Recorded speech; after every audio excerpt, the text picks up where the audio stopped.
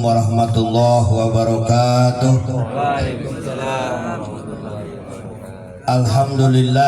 Alhamdulillahilladzi qad akhraja nataijal fikri li arbabil hija. Asyhadu an la ilaha illallah wa asyhadu anna Muhammadan abduhu wa rasuluh. Rabbi israh li sadri wa yassir li amri wahlul 'uqdatam min lisani yafqahu qawli.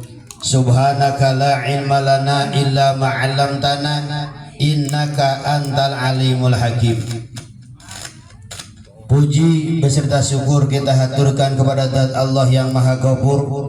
Salawat beserta salam kita haturkan kepada baginda Nabi kita Nabi Muhammad sallallahu alaihi wasallam dan juga kepada keluarganya, para sahabatnya, para tabi'in-tabi'atnya. Semoga sampai ke kita semua mendapatkan syafaatul uzma nanti di yaumil jaza. Amin ya Allah ya rabbal alamin. Para hadirin, para jamaah yang dirahmati Allah Subhanahu wa taala, alhamdulillah wa syukru ala ni'amillah, kita bisa berkumpul di haflah mubarakah ini dalam rangka acara akikoh, dalam rangka acara akikah. Alhamdulillah wa syukru ala ni'amillah. Semoga dengan wasilah kita berkumpul di haflah mubarakah ini, kita dikumpulkan lagi di yaumil jaza dengan mendapatkan lindungan Allah Subhanahu wa taala. Amin ya Allah ya rabbal alamin. Tidak lupa yang saya hormati Sahibul Bait di sini Bapak Ustadz Ismail Merat beserta keluarga yang saya hormati, dan juga para jamaah, para tokoh masyarakat dari mulai tokoh Jalan Bayi Raya, Al-RH dan Al-Hidayah Jalan Sulawesi. Di antaranya adalah yang saya hormati dari Jalan Bayi Raya dulu ada Bapak Yono, alhamdulillah hadir selaku tokoh masyarakat luar biasa. Bapak Dani yang saya hormati, Bapak Lingga yang saya hormati ada di samping kita nih, lama nih gak ketemu, nih ngumpet mulu nih. Dia jadi orang halim nih. Bapak Kandek, halo Pak Kandek, gimana kabarnya? Alhamdulillah, badannya dia sering kepanasan sekarang tuh. Mudah-mudahan sehat Pak Kandek ya, cepat ganti lagi yang baru. Keceplosan ya. Dan juga yang saya hormati Bapak Haji Umar, orang tua kita. Alhamdulillah beliau hadir di sini walaupun dia kurang sehat, demi semangat untuk mensiarkan gitu kan. Alhamdulillah hadir di haflah mubarakah ini. Dan juga geser juga sebelah sini tokoh di Masjid Al-RH Bapak Haji Fadlun yang saya hormati selaku penasehat, Bapak Luki yang saya hormati, Bapak Selamat yang saya hormati, dan juga Bapak Ustadz Abdul Majid yang saya hormati. Alhamdulillah anak muda juga tuh sono, Ustadz Dadang, dia belum ngundang mulu ke saya tuh, masih kosong mulu tuh, belum ada undangan tuh, kesalip sama sohibnya tuh. Mudah-mudahan cepet lah ya kan, amin ya Allah ya rabbal alamin. Dan juga Bapak Suwarno yang punya wilayah nih, alhamdulillah wa syukru ala ni'amillah yang saya hormati. Dan juga Bapak Topik punya wilayah jalan apa ini? Jalan Sumatera ya, Jalan Sumatera, alhamdulillah hadir. Semoga panjang umur, sehat walafiat, usahanya semuanya tambah lancar, amin ya Allah ya rabbal alamin. Langsung saja biar cepat, karena ini malam minggu, malam yang panjang, pingin ngumpul sama keluarga. Betul apa tidak? Betul. Alhamdulillah suasananya sangat cerah ini. Saya akan membacakan hadis Rasulullah Shallallahu Alaihi Wasallam. Kullu gulamin rohinatun bi'aqiqatihi. Setiap yang dilahirkan rohina artinya tergadaikan. Bahkan hadis Rasulullah Shallallahu Alaihi Wasallam mengatakan, akrimu auladakum wa ahsinu adabakum fa inna karomatal aulad sitru minan nar. Hadis Rasulullah SAW yang diambil dari kitab Muhtarul Hadis, akrimu auladakum, akrimu muliakanlah kamu semua, auladakum anak-anakmu. Seandainya kita dikaruniai anak, dikaruniai keturunan oleh Allah Subhanahu wa taala, maka tugas kita adalah memuliakan anak-anak kita. Yang kedua, wa ahsinu adabakum, dan perbaiki akhlak dan etika anak kita. Kenapa harus diagungkan, harus dimuliakan, harus dicetak akhlaknya supaya menjadi akhlakul karimah? Li'annahu hadiyatun lakum, karena anak itu adalah hadiah yang langsung diberikan oleh Allah Subhanahu wa taala. Siapa sih orangnya yang tidak senang dikasih hadiah? Pasti semuanya senang dan bahagia. Apalagi hadiah yang diberikan oleh Allah Subhanahu wa taala, darah daging orang tuanya, yaitu anak. Sangat luar biasa sekali. Coba misalnya bapak pulang kerja capek-capek, disamperin sama anak, Pak minta duit, Pak minta jajan dan lain sebagainya. Efek bapaknya bukan marah, tapi merasa senang dan bahagia dengan disambut dengan anak. Beda kalau disambut dengan istrinya. Bapaknya pulang kerja capek-capek, datang istrinya dari rumah ngomel-ngomel, listrik tokennya habis, gas bayarin, belum ada paket, belum kebayar, pasti suaminya ngomel, marah-marah. Beda kalau disambut dengan anak, li'annahu hadiyatun lakum, karena anak itu adalah hadiah, pemberian dari Allah Subhanahu wa taala. Maka kita simpulkan dari hadis Rasulullah SAW, muliakanlah anak-anakmu. Yang kedua, perbaiki akhlak dan etika anak kita. Berarti kita ambil kesimpulan, tugas orang tua apabila mempunyai anak. Satu, apabila anak kita lahir, tugas orang tua adalah al-adzan wal iqamah, diazani. Walaupun suara bapaknya jelek, gak azan di speaker, usahakan kalau anak lahir azani. Al-adzan wal iqamah, azan di telinga yang kanan, wal iqamah, qomat di telinga yang kiri. Kenapa harus diazani anak kita yang baru lahir? Karena biar yang paling pertama mendengar telinga anak kita adalah kalimat tauhid. Karena azan itu adalah kalimat tauhid. Selanjutnya, kenapa anak kita harus diadzani kalau baru lahir? Supaya dijauhkan dari ummu sibyan. Apa itu ummu sibyan? Ummu sibyan adalah, kalau bahasa abdi mah ummu sibyan teh bisi diheureyan ku kunti cenah. Jadi dari orang Karawangnya. Orang Karawang. Kalau orang Karawang, kalau anak kita diadzani, insya Allah tidak akan diganggu sama kunti. Ada yang hafal kunti? Kunti itu apa sih namanya kalau di bahasa Indonesia ya? Kuntilanak. Nah itu. Kalau di Betawi pakai lanak, kalau di Sunda namanya kunti aja udah. Jadi tugas orang tua yang pertama adalah apabila anaknya lahir, al-adzanu wal iqamah, diadzani.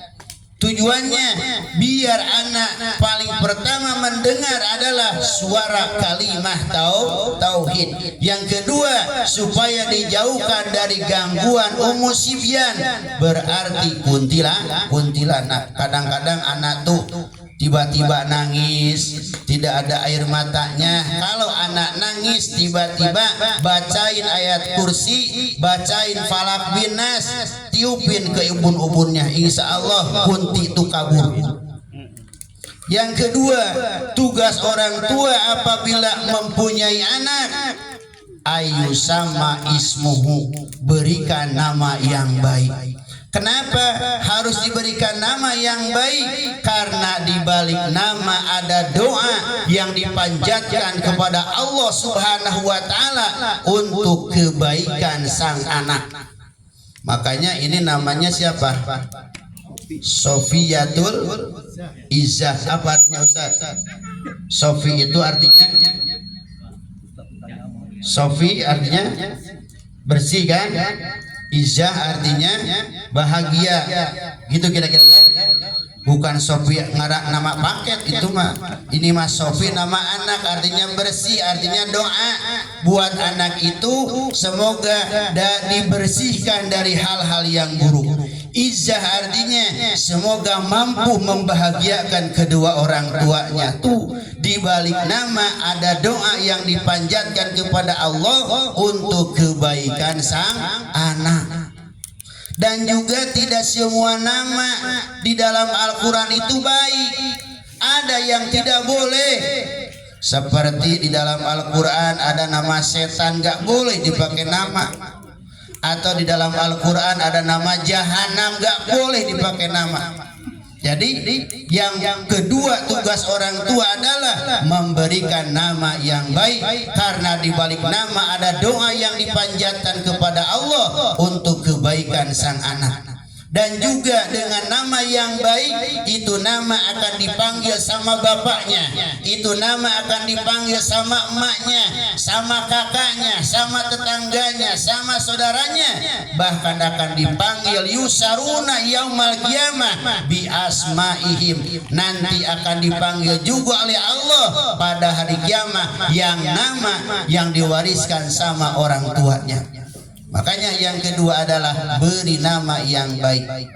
Yang ketiga, tugas orang tua adalah apabila mempunyai anak, ayul haqo, artinya dipotong rambutnya, dicukur, ditimbang berapa gram, ukuran emas jadi berapa, disedekahkan.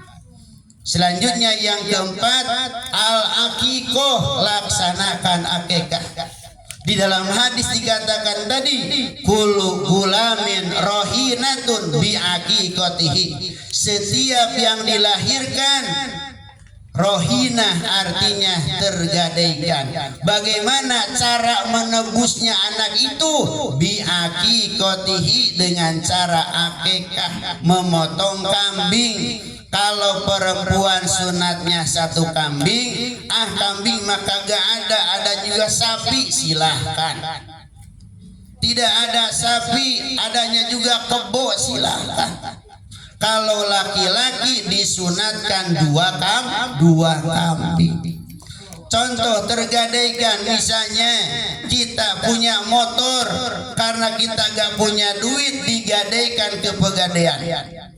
Motor kita, STNK kita, BPKB punya kita, tapi motor tidak bisa dipakai dengan leluasa. Kenapa? Karena motor posisinya lagi digadaikan. Bagaimana cara memilikinya seutuhnya biar kita bisa memakai dengan leluasa? Dengan cara ditebus. Begitu juga anak kita, kalau belum ngadain akikah, berarti kita belum nebus ke hadapan Allah Subhanahu wa taala. Bahkan di dalam keterangan mengatakan, kalau anak kita belum diakikahi, itu anak belum bisa menolong orang tuanya. Selanjutnya, tugas orang tua adalah apabila mempunyai anak, bihusnid nafaqah, harus diberi nafkah yang baik, baik nafkah zahir ataupun nafkah batin. Nafkah zahir artinya diberi makan, diberi minum, diberi pakaian, semuanya dengan cara yang baik, yang halal. Kenapa harus yang baik? Karena anak adalah bidrun, artinya bibit unggul yang akan melanjutkan kehidupan kita selanjutnya. Makanya wajib dirawat, dijaga dengan baik. Misalnya kita punya pohon mangga, atau pohon pepaya, itu pepaya kita tanam, dijaga dengan baik, dirawat dengan baik, dikasih pupuk dengan baik, insya Allah pohon pepaya akan berbuah dengan baik. Makanya kalau kita punya anak, jaga makannya, jangan sampai makannya itu anak hasil haram. Jaga minumannya, jangan sampai yang diminum sama anak hasil haram, bahaya. Idza dakhalal halal kharajal halal, idza dakhalal haram kharajal haram.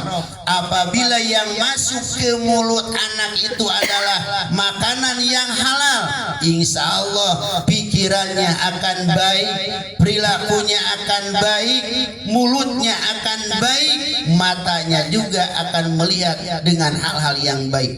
Tetapi jangan salahkan, kalau anak kita dikasih makanan yang haram, efeknya ke anak kita bakal perilaku hal-hal yang dilarang sama Allah Subhanahu wa Ta'ala.